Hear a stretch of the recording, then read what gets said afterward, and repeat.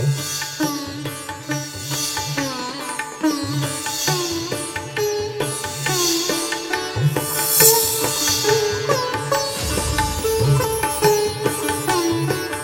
ధర్మం ప్రేక్షకులకు నమస్కారం. కాశ్మీరంలో కల్లోలం, కలలో కూడా కానీవం ప్రత్యేక చర్చా కార్యక్రమానికి స్వాగతం. కశ్యప ప్రజాపతి నివాసం కాశ్మీరం. సాక్షాత్తు ఆది దంపతులైన పార్వతీ పరమేశ్వరుల నివాసం కాశ్మీరం. కైలాసనాథుడు హిమలింగ రూపంలో ప్రత్యక్షంగా దర్శనమిచ్చే ప్రాంతం కాశ్మీరం. చల్లని హిమాలయాల సౌందర్య దృశ్యం కాశ్మీరం. అక్కడ మంచు ఎంత తెల్లగా ఉంటుందో అక్కడ నివసించేటువంటి ప్రజల మనసు కూడా అంతే స్వచ్ఛంగా ఉంటుంది. కాశ్మీర సౌందర్యాలను తిలకించడానికి వచ్చే పర్యాటకులపై వారు చూపించే ప్రేమ మాటల్లో చెప్పలేనిది. అలాంటి కాశ్మీరంలో అక్కడ నివసించేటువంటి ప్రజలతో మమేకమైన పర్యాటకులపై రాక్షసముకు జరిపిన మారణకాండని యావత్తు ప్రపంచం ఖండించింది. అక్కడ కాశ్మీర్ లోయలో కూడా దీనికి సంబంధించిన నిరసనలనేవి తీవ్ర స్థాయిలో జరిగాయి. మరి ఈనాటి సంఘటన గురించి మనం ఈరోజు చర్చించుకునే ప్రయత్నం చేద్దాము. మరి చర్చలో పాల్గొనేందుకు మనతో పాటు ఉన్నారు ప్రముఖ ఆధ్యాత్మికవేత్త శ్రీ రవిశంకర్ గారు. నమస్తే అండి. రవిశంకర్ గారు, అసలు ముందుగా మనం ఈ సంఘటన జరిగిన తర్వాత మనం న్యూస్ ఛానల్లో కావచ్చు, యూట్యూబ్ ఛానల్లో కూడా మనం దీనికి సంబంధించిన వీడియోలను చూసాము. అసలు ఆ వీడియో చూస్తుంటే గనక అక్కడ కాల్పులు జరిగేటప్పుడు అసలు మీరు హిందువులేనా, హిందువులు అవునా కాదా అని ప్రశ్నిస్తూ హిందువులపై పగపట్టిన విధంగా ఈ కాల్పులు వారు జరిపారు అనేది మనకు వీడియోల ద్వారా స్పష్టంగా అర్థమవుతోంది. అసలు యావత్ ప్రపంచమంతా, భారతీయులు కావచ్చు, హిందువులు కావచ్చు, ఈ ఘటన చూసిన తరువాత, విన్న తరువాత వారి మనసంతా చలించిపోయింది. అసలు చాలా బాధగా అనిపిస్తోందండి. అసలు ఈ దాడి అనేది మన దేశంపై పాకిస్తాన్ అనేది స్వయంగా చేసిన దాడి అని భావించవచ్చు అంటారు? తప్పకుండా ఈ యొక్క దాడి అనేది మన మీద, ప్రత్యేకంగా హిందువుల మీద చేసినటువంటి దాడి. భారతదేశం అంటే హైందవ దేశం. ఈ హైందవ దేశంలో వచ్చేటప్పటికి హిందువులే అత్యధికమైనటువంటి జనాభాతో కలిగి ఉంటారు. మరి అదే విధంగా వచ్చేటప్పటికి జమ్మూ కాశ్మీర్లో వచ్చేటప్పటికి జమ్మూని, కాశ్మీర్ని సపరేట్గా మనం చూడాల్సినటువంటి పరిస్థితి అన్నమాట. ఎందుకంటే ఒకప్పుడు జరిగినటువంటి మారణకాండలో హిందూ పండిట్లు మరియు అదేవిధంగా అక్కడ ఉండేటువంటి స్థానికులు ఎవరైతే హిందువులు ఉన్నారో వారందరూ అక్కడి నుంచి వెళ్ళిపోయి జమ్మూలో స్థిరపడటం, దాని తర్వాత మిగతా ప్రాంతాల్లో స్థిరపడడం జరిగింది. ఇప్పుడు అక్కడ మిగిలిపోయినటువంటి వారు వచ్చేటప్పటికి డెమోగ్రఫిక్గా అంటే మనం చూసినట్లయితే ఎక్కువ శాతం వచ్చేటప్పటికి ముస్లింలు, అంటే అన్యమతం వారే ఎక్కువగా ఉంటూ ఉంటారు అన్నమాట. అందుకనే అక్కడ గవర్నమెంట్ కూడా మొన్న 370 ఆర్టికల్ 370 ఆర్టికల్ ఎప్పుడైతే రద్దు చేయడం జరిగిందో దాని తదుపరి ఎలక్షన్స్లో కూడా వచ్చేటప్పటికి అక్కడ గవర్నమెంట్ వచ్చేటప్పటికి దానికి తగినటువంటి గవర్నమెంట్, అంటే ఆ మతానికి సంబంధించినటువంటి గవర్నమెంట్ ఫామ్ అవడం జరిగింది. ఆ యొక్క పరిస్థితి ఎప్పుడైతే ఏర్పడిందో దాని పర్యవసనాలు ఇవన్నీ. ఇప్పుడు కేంద్ర ప్రభుత్వాన్ని వీరందరూ నిందించడానికి కూడా ఎటువంటి ఇది కూడా లేదు. మరి అదేవిధంగా అక్కడ వారందరూ కూడా ఎవరైతే ఈ ముష్కరులు ఎవరైతే ఎంటర్ అయ్యారో అక్కడికి, వారికి అక్కడ ఉండేటువంటి లోకల్ పీపుల్ కూడా, అంటే అక్కడ ఉండేటువంటి స్థానికులు కూడా సహాయం చేయకుండా వారు అక్కడికి వచ్చారు అని చెప్పడానికి కూడా లేదు. ఇప్పుడు మనకు వస్తున్నటువంటి వీడియో కథనాల్లో కూడా వచ్చేటప్పటికి ఆ చెప్తున్నటువంటి మహిళలు కూడా వచ్చేటప్పటికి అక్కడ ఈ యొక్క తుపాకీల శబ్దాన్ని వీడి వారు పారిపోతుంటే అక్కడ ఏం జరగట్లేదు. పక్కనే ఉన్నటువంటి కాశ్మీర్ యూనివర్సిటీలో ఏదో వార్షికోత్సవం వేడుకలు జరుగుతున్నాయి కాబట్టి మీరు వెళ్ళండి అని చెప్పేసి చెప్తున్నారు. నిన్న వచ్చినటువంటి కథనం కూడా ఏంటంటే ఎన్ఐఏ వాళ్ళకి ఎవరో ఒక పాప డాన్స్ చేస్తుంటే వారి తండ్రి వీడియో చేస్తున్నారు. అక్కడ ఉన్నటువంటి వారు కొంతమంది వచ్చేటప్పటికి వీళ్ళని అబ్జర్వ్ చేస్తూ వీరు ఏం చేస్తున్నారు, ఇక్కడ జరుగుతున్నటువంటి సిచ్యువేషన్ ఏంటో వీరిని గమనిస్తూ వారికి ఇన్ఫర్మేషన్ ఇస్తున్నారు. లేకుండా ఉంటే ఆ యొక్క సమయంలో అక్కడికి వారు సడన్గా రావడానికి కూడా అంత ధైర్యాన్ని చేయలేరు. నేను విన్నది ఏంటంటే అక్కడ ఈ మధ్య రీసెంట్గా నాకు తెలిసినటువంటి కొంతమంది కూడా అక్కడికి ట్రిప్కి వెళ్ళడం జరిగింది. అక్కడ ఉండేటువంటి వాతావరణం ఏంటంటే అక్కడ ఉండేటువంటి స్థానికులు ఎవరిని టెర్రరిస్టులు గాను, ఎవరు నార్మల్ పీపుల్ గాను, అంటే మామూలు మనుషులు గాను గుర్తుపెట్టలేనటువంటి పరిస్థితి.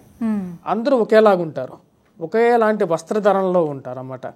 సో ఎవరు ఏంటి అనేది తెలుసుకోవడం అనేది చాలా కష్టం అక్కడ.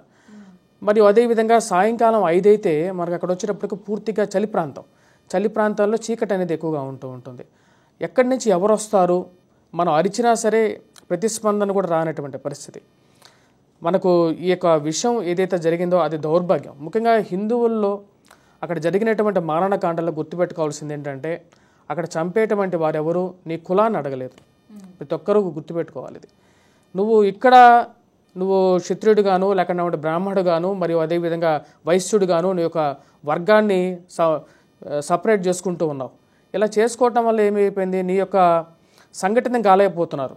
సంఘటితం కాలేక ఎవరికి వారు సపరేట్గా నేను ఆ యొక్క వర్గానికి చెందిన వాడిని అని చెప్పేసి మరి అదేవిధంగా నువ్వు ఎప్పుడైతే స్కూల్లోకి పోతాడో నేను బీసీ, నేను ఎస్సీ, నేను ఓసీ అని చెప్పి అక్కడ ఒక సపరేషన్, ఇలా ఎవరి పాటికి వారు విడిపోతూ వస్తూ ఉంటే సంఘటితం కాలేకపోతే ఎలా ఉంటుంది? అక్కడ చంపినటువంటి వారిని హిందువా కాదా అని అడిగారు అంతే. ఆ విషయాన్ని గుర్తుపెట్టుకోవాలి ప్రతి ఒక్కరూ. మన పిల్లలకి హిందూ ధర్మాన్ని, హిందూ ధర్మ ఐక్యతని నేర్పించాలి. చాలా మందిలో నేను ఈ రోజుల్లో చూస్తుంది ఏంటంటే బొట్టు పెట్టుకోవడానికి భయపడుతున్నారు. 10 మంది ఫ్రెండ్స్తో తిరిగేటప్పుడు దేవాలయానికి వెళ్ళి బొట్టు పెట్టుకొని ప్రతిరోజు స్కూల్కి వెళ్ళటానికి మరి అదేవిధంగా కాలేజీకి వెళ్ళటానికి, కాలేజీకి వెళ్తే ఫ్రెండ్స్ ఏమనుకుంటారో నువ్వు పూర్తిగా ఇతను పూర్తిగా ఆధ్యాత్మిక వ్యక్తిగా అయిపోయాడు, ఇక్కడ ఇతను ఏదో సన్యాసి అయిపోయాడు అని చెప్పి నువ్వు ఆధ్యాత్మిక పుస్తకం చదివితే తప్పన్నట్లుగాను ఈ విధంగా డిబేట్ అనేది పిల్లల మధ్యలో ఒక సపరేషన్ క్రియేట్ చేస్తున్నది. మరి అదేవిధంగా హిందూ మతం నుంచి దాన్ని వేరు చేస్తున్నారు. ఇది చాలా తప్పు. అదేవిధంగా పిల్లలకి తల్లిదండ్రుల ముందు ఆచరించాలి. ప్రతి ఒక్క విషయాన్ని ఆచరించి వాళ్ళ పిల్లలకి వారు రోల్ మోడల్గా ఉండాలి. అలా లేనప్పుడు వాడు పిల్లలకి ఏమని చెప్తారు? ఇప్పుడు మా తండ్రి గారికి పూజ కార్యక్రమం చేయటం వచ్చినా లేకపోతే మా తండ్రి గారు హిందూ ధర్మాన్ని ఆచరిస్తున్నా సరే నేను చేయగలుగుతాను. మరి అదేవిధంగా మా తండ్రి గారికి రానప్పుడు పిల్లలకి ఎలా తెలుస్తాం? అది చెప్పలేం కదా. ఇప్పుడు నువ్వు సినిమాకి వెళ్ళాలని లేకుండా ఉంటే వెళ్ళి ఏదో పార్టీలో ఎంజాయ్ చేయాలని చెప్పి వీకెండ్లో నీకు ఉన్నటువంటి ఇంట్రెస్ట్, నీకు దేవాలయ దర్శనం చేసుకోవాలని చెప్పి దేవాలయ విశిష్టత తెలియాలని చెప్పి దేవుడి గురించి నీ పిల్లలకి చెప్పలేనప్పుడు ఏ విధంగా నువ్వు హిందూ ధర్మాన్ని కాపాడగలుగుతావు? ఈ విషయాన్ని ప్రతి ఒక్కరూ గమనించాలి. ఇది పూర్తిగా అంటే నేను పూర్తిగా వేరే మతాలను మనల్ని దూషించట్లేదు. కాకపోతే ఏంటంటే కొంతమంది ఎవరైతే ఈ యొక్క భావన కలిగినటువంటి వారు ఉన్నారో వారు అక్కడ ఉండటం, అదేవిధంగా ఈ యొక్క భావన వల్ల వచ్చేటప్పటికీ కాశ్మీర్ని 1970లో ఎలాంటి పరిస్థితులు అయితే ఉన్నాయో అక్కడ పోవాలంటేనే భయం పుట్టేటువంటి పరిస్థితి ఎప్పుడైతే ఉందో అటువంటి పరిస్థితిని మళ్ళీ తయారు చేయాలి అనేటువంటి ఒక ఆలోచనలోకి తీసుకువెళ్ళాలని చెప్పి వీరొక ముఖ్య ఉద్దేశంగా నాకు గోచరిస్తుంది. చాలా చక్కని అంశాన్ని అందించారండి.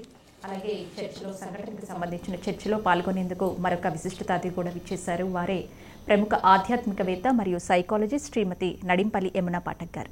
నమస్కారం యమున గారు. నమస్కారం అండి. యమున గారు, మనం అసలు ఈ ఉగ్రవాద ముసుగులో ఉన్నటువంటి రాక్షసులు అక్కడ కాల్పులు జరుగుతున్నప్పుడు అక్కడ ఉన్నటువంటి ముస్లిం సోదరులు మిగిలిన వారిని రక్షించే ప్రయత్నం చేశారనే వార్తలు మనకు వినిపిస్తూ ఉన్నాయి. దీనికి సంబంధించిన సమాచారం మీ దగ్గర ఏమైనా ఉందా? తప్పకుండా. ముందుగా మన హిందూ ధర్మ ప్రేక్షకులందరికీ నమస్సుమాచలి. ఈరోజు అలాగే మన కార్యక్రమంలో ఉన్న పెద్దలకు కూడా నమస్కరిస్తూ, సౌమ్య గారు ఈరోజు ఈ యొక్క అంశం మీద మాట్లాడడం ముందుగా చాలా బాధాకరం. ముందుగా మన హిందూ ధర్మం ఛానల్ ద్వారా కూడా ఎవరైతే పూర్తిగా అక్కడ కూడా వాళ్ళ జీవితాలు కోల్పోయినారో వాళ్ళందరికీ కూడా ముందు ఆ పరమాత్ముడు ఆత్మశాంతి కలిగించాలనేది మరి కోరుకుంటూ, ఆ కుటుంబాలన్నిటికీ కూడా మనోధైర్యం ఇవ్వాలి అనేది కూడా ఆ పరమాత్ముడిని కోరుకుంటూ, మీరు అడిగిన అంశం తీసుకుంటే ముస్లిం సోదరులు అన్నారు కదా, వాళ్ళు ఏమన్నా కూడా అంటే ఒకటండి, మనం చూడాల్సిన ఆస్పెక్ట్ ఏంటంటే నాణానికి 2 వైపులు ఉన్నట్టుగా మంచి చెడు ప్రతి దగ్గర ఉంటుంది, ప్రతి వర్గంలోనూ ఉంటుంది. సో నాకు తెలిసిన అంటే మీడియా ద్వారా లేదా అక్కడ విక్టిమ్ ఫ్యామిలీస్ ఎవరైతే ఉన్నారో వాళ్ళ కథనాల ద్వారా కూడా చూసినప్పుడు టెర్రరిస్టులు చంపిన వాళ్ళు డెఫినెట్గా టెర్రరిస్టులు ఎవరైతే ఉన్నారో వాళ్ళు ముస్లిమ్సే, అది యథార్థం.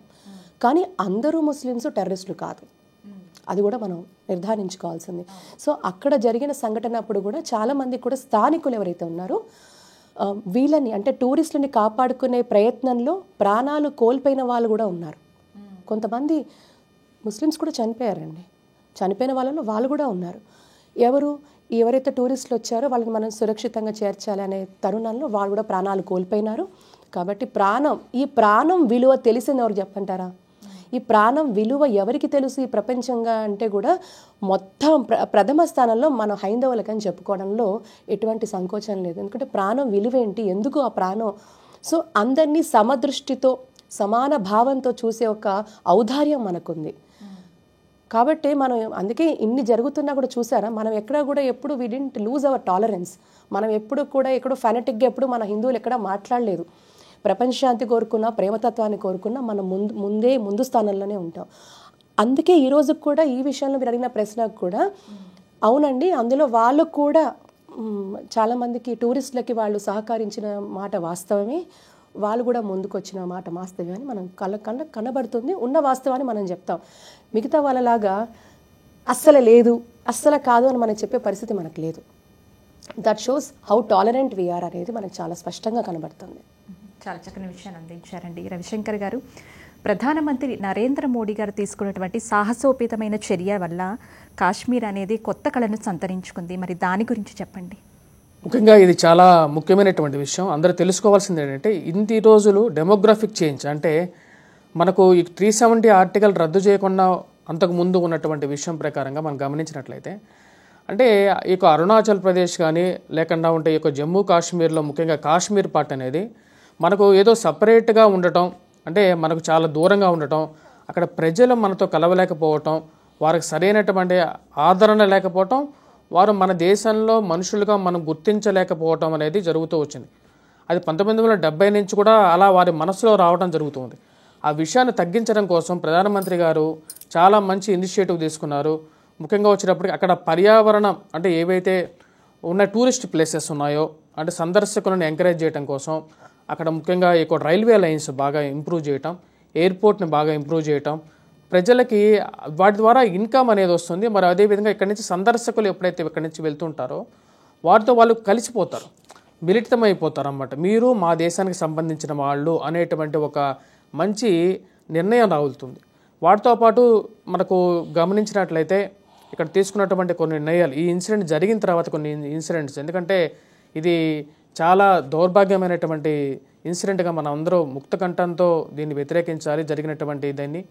మరి అదేవిధంగా ఈ ప్రాజెక్ట్ ఏదైతే ఉందో అంటే నీటి సరఫరా మనకు వారికి మధ్యలో ఉన్నటువంటి కొన్ని ప్రాజెక్ట్స్ ఏవైతే ఉన్నాయో, ఎందుకంటే మనం ఎప్పుడైనా సరే శత్రువుని ఎలా దెబ్బ కొట్టాలంటే తన ఆయువు పట్టు మీద దెబ్బ కొట్టాలి.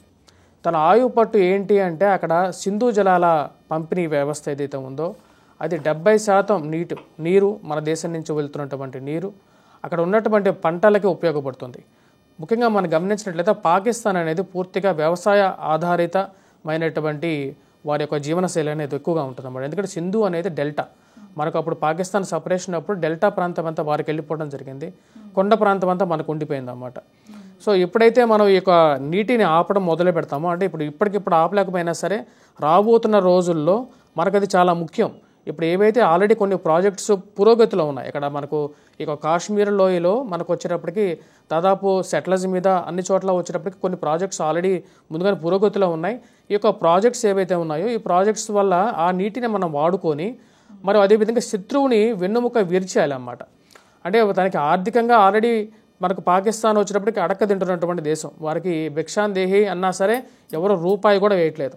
వాళ్ళు మనం గమనించినట్లయితే మొన్న ఇచ్చినటువంటి కొత్త న్యూస్ ఏంటంటే professional beggars are there 2 crores people అన్నమాట. అంటే 2 కోట్ల మంది ప్రొఫెషనల్ బెగ్గర్స్ ఉన్నారు పాకిస్తాన్లో. ఎక్కడికి సౌదీ అరేబియాకి ప్రతినిత్యం పోయి అక్కడ మక్కా దగ్గర అడుక్కుంటున్నటువంటి వారు 2 కోట్ల మంది ఉన్నారు. వాళ్ళు మొన్న రీసెంట్గా 4,000 మందిని సౌదీ అరేబియా డిప్లాయ్ చేసేసింది అన్నమాట, వెనక్కి పంపించింది. అంటే వాళ్ళకి అక్కడికి వెళ్ళి కనీసం నాలెడ్జబుల్గా మన ఇండియా నుంచి వెళ్ళేటువంటి వాళ్ళందరూ ఎక్కడ పనిచేస్తారు, సాఫ్ట్వేర్ కంపెనీలోనో లేకపోతే సర్వీస్ సెక్టార్లోనో పనిచేస్తూ ఉంటారు. కానీ అదేవిధంగా పాకిస్తాన్ నుంచి పోయే వాళ్ళందరూ ఏం చేస్తారు అంటే ప్రొఫెషనల్ బెగ్గర్స్గా వెళ్తున్నారు. మొన్న ఈ మధ్య రీసెంట్గా వచ్చేటప్పటికి పాకిస్తాన్లో మక్కాకి బయలుదేరుతున్నటువంటి ఒక విమానాన్ని ఆపేసేసి అందరినీ దించేసేసారు. ఎందుకు దించేసేసారంటే వాళ్ళందరూ పోతున్నది ఎందుకంటే అక్కడికి వెళ్ళి ఆ వీసా తీసుకొని అక్కడ అడుక్కుని తింటూ ఉండడానికి బయటకు రాకుండా అక్కడి నుంచి వాళ్ళకి ఎన్నో వేల కోట్లు ఈ ప్రొఫెషనల్ బెగ్గర్స్ మళ్ళీ పాకిస్తాన్కి వచ్చి ఖర్చు పెడుతుంటే ఏదో రెవెన్యూ వస్తుందని చెప్పి సిగ్గు లేకుండా వాళ్ళ దేశ మంత్రే చెప్తున్నాడు ఇవన్నీ. అంటే వాళ్ళ దేశం ఎటువంటి స్థితిలో ఉందో వాళ్ళ పరిస్థితి, కనీసం గ్యాస్ ఇవ్వలేరు. గ్యాస్ కూడా వీటిలో ఏంటి గ్యాస్ను కూడా కనీసం సిలిండర్స్ రూపంలో ఇవ్వలేనట పరిస్థితి.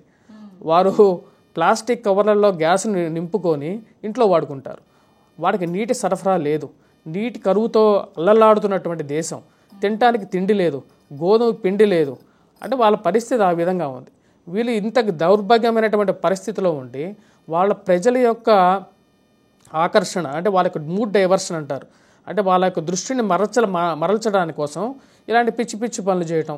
ఇప్పుడు ఆల్రెడీ పాకిస్తాన్ ఆక్యుపైడ్ కాశ్మీర్లో ఉన్నటువంటి జనాలు, మరి బలూచిస్తాన్ లిబరేషన్ ఆర్మీ ఎవరైతే ఉన్నారో వారు కూడా వచ్చేటప్పటికి ఇండియాతో కలవటానికి, ఇండియాతో ఎందుకంటే అభివృద్ధికి కలిగినటువంటి వారితోనే ప్రయాణించాలనుకుంటారు ఎవరైనా సరే.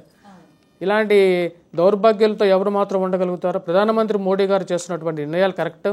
మనం ఈ యొక్క టూరిస్ట్ యాక్టివిటీ జరిగిన తర్వాత అక్కడ వారికి కూడా వచ్చేటప్పటికి అవేర్నెస్ రావడం జరిగింది. మనం భారతదేశంతో కలిసి ఉన్నట్లయితే మనకు జరిగేటువంటి ప్రయోజనాలు ఏంటి, మనకు నీళ్లు ఉంటాయి, హైడ్రో ప్రాజెక్ట్స్ వస్తుంది, కరెంట్ వస్తుంది, మరియు ఎయిమ్స్ అక్కడ ఎస్టాబ్లిష్ చేయడం జరిగింది, అక్కడ ఆరోగ్యపరంగా పిల్లలు చదువుకుంటారు, విద్య అనేది బాగా జనాలకి రావటం, దాని తర్వాత వారికి ఈ మత ఛాందసం ఏదైతే ఉందో ఈ మత ఛాందసాన్ని ఏవైతే వీరు ముఖ్యంగా మదర్సాలో నేర్పిస్తున్నారో వాటి నుంచి వారు బయటికి రావడం కూడా జరుగుతుంది. ఇది ఒక మంచి పరిణామంగానే మనం చెప్పవచ్చు. చాలా చక్కని విషయాన్ని అందించారండి యమున గారు. మరి పర్యాటకులపై ఈ ఉగ్రదాడులు చేసినటువంటి దాడి అనేది పూర్తిగా పాకిస్తాన్ యొక్క కుట్రనే అంటున్నారు. ప్రస్తుతం ఇప్పుడు కాశ్మీర్ అంతా పర్యాటక ప్రదేశంగా అభివృద్ధి చెందింది. మరి ఈ పర్యాటక రంగంపై ఈ దాడి అనేది ప్రభావం చూపిస్తుందంటారా? నేనైతే చూపించకూడదు అంటాను. ఎందుకంటేనంటే ఒక చిన్న ఉదాహరణ చెప్తాను. జస్ట్ నిన్ననే ఒక కార్యక్రమం మనము మన దగ్గర పెట్టుకున్నాం, మన హైదరాబాద్లో పెట్టుకున్నాం, మన ప్రాచీన మహానగరైన పాతబస్తీలో పెట్టుకున్నప్పుడు చాలామంది కూడా పారాయణానికి పిలిచినప్పుడు అయ్యయ్యో అది పాతబస్తీ కదండి, అధిక శాతంలో అన్యమతస్తులు ఉంటారు కదండి, సో ఒక ఇన్సెక్యూరిటీ, మేము రాము అయ్యో బాబాయ్ అన్నారు. నిన్న జరిగిన విషయం. మేము ఒకటే మాట అన్నాం, మనం భారతదేశంలో ఉంటున్నామా లేకపోతే పాకిస్తాన్లో ఉంటున్నామా? మొదటిగా ఒకటి.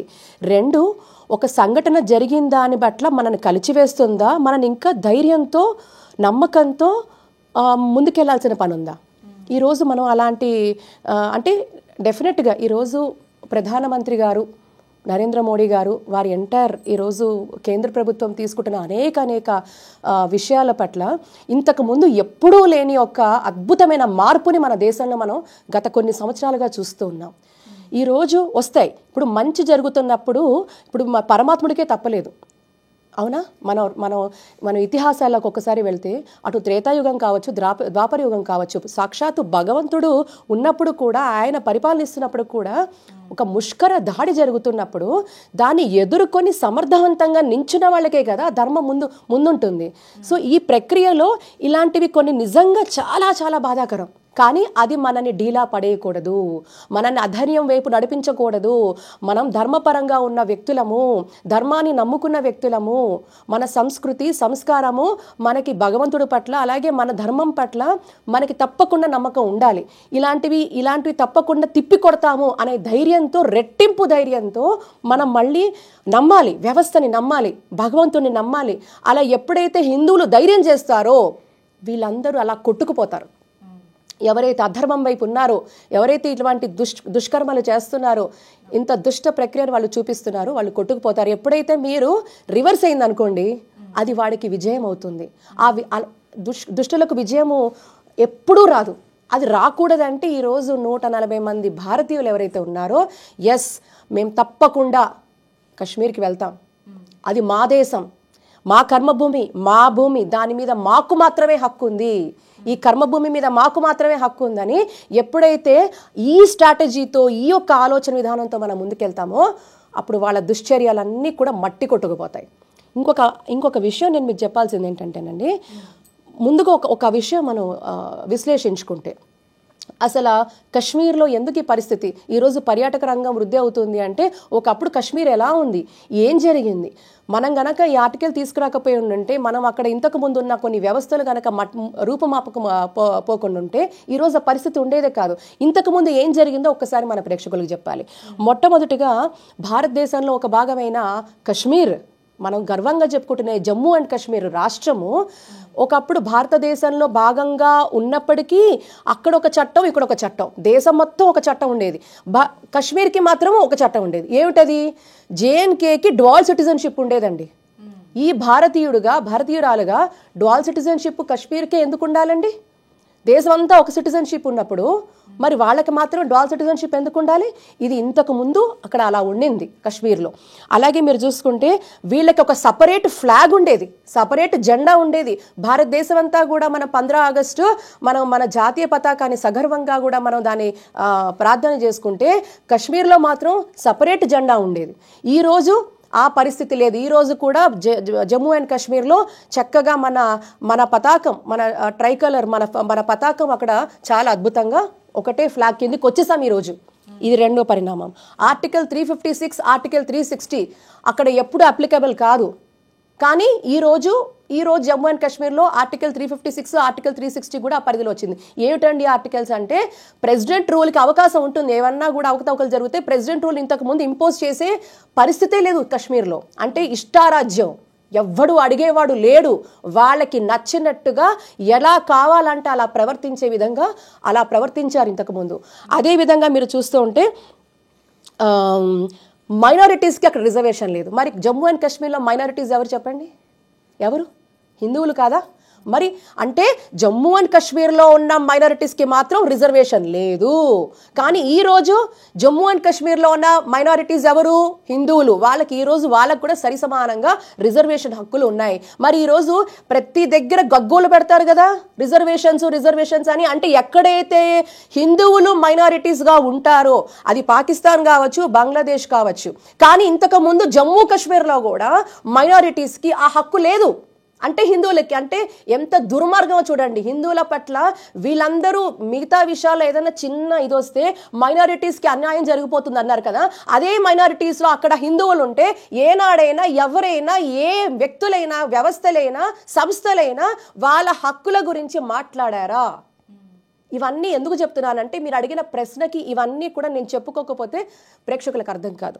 మరీ ముఖ్యంగా అక్కడ ఎవ్వరూ కూడా ప్రాపర్టీ కొనే హక్కే లేదు. భారతదేశం మొత్తం మీద కూడా మీరు ప్రాపర్టీ, ల్యాండ్ ఏది కొనే హక్కు లేదు. కానీ ఈరోజు ఈ ఆర్టికల్ వచ్చిన తర్వాత ఈరోజు మనం కూడా చాలా టూరిస్ట్కి సంబంధించి ఎన్నో మంది వ్యాపారవేత్తలు, వ్యాపార సంస్థలు ఈరోజు టూరిజం, ఎందుకంటే కాశ్మీర్ అంటే ఒక సుందర మహానగరము, అన్నిటికీ మించి చరిత్రలో దాని గురించి ఎంతో ఆధ్యాత్మిక కనెక్షన్ ఉంది. మీరు ఇందాక కూడా చెప్పారు చూసారా, పూర్తిగా హిందువు రాజు పరిపాలించిన క్షేత్రము. సాక్షాత్తు ఆదిగురు శంకరాచార్యులు గారు కూడా అక్కడ వెళ్ళి పీఠం కూడా, అక్కడ వారు పీఠాన్ని కూడా ఎస్టాబ్లిష్ చేశారు, ధర్మ ప్రచారం చేశారు. అంత పవిత్ర భూమి, మన దేవీ దేవతలందరూ కొలువైన ఒక పవిత్ర భూమి, తపోభూమి కాశ్మీర్. కానీ అలాంటి కాశ్మీర్లో ఈరోజు మరి భారత ప్రభుత్వం, కేంద్ర ప్రభుత్వం వచ్చిన తర్వాత నరేంద్ర మోడీ గారి నాయకత్వంలో అనేక మార్పులు తీసుకొచ్చారు. ఎందుకు? విద్య, వైద్యం, ఉపాధి వైపు నడిపిస్తున్నారు. పర్యాటక రంగం అభివృద్ధి అయితే, ఆర్థిక వనరులు పెరిగితే, అక్కడున్న స్థానికులకు, అంటే మతానికి అతీతంగా అక్కడున్న స్థానికులు అంటున్నాను, అన్నిటికీ అతీతంగా స్థానికులకు అద్భుతమైన జీవన విధానం కలుగుతుంది. ఎప్పుడైతే మెరుగైన జీవన విధానం ప్రజల్లో ఉంటుందో, వాళ్ళ మార్పులు, వాళ్ళ జీవితాలు బాగుపడతాయో వాళ్ళే చూసుకుంటారు. బిఫోర్ ఆఫ్టర్ ఏంటి, ఇంతకు ముందు మగ్గిపోతున్నారు, అల్లాడిపోయారు, ఆకలితో అలమంటిచ్చారు, ఉద్యోగాలు లేక నిర్వీర్యం అయిపోయారు.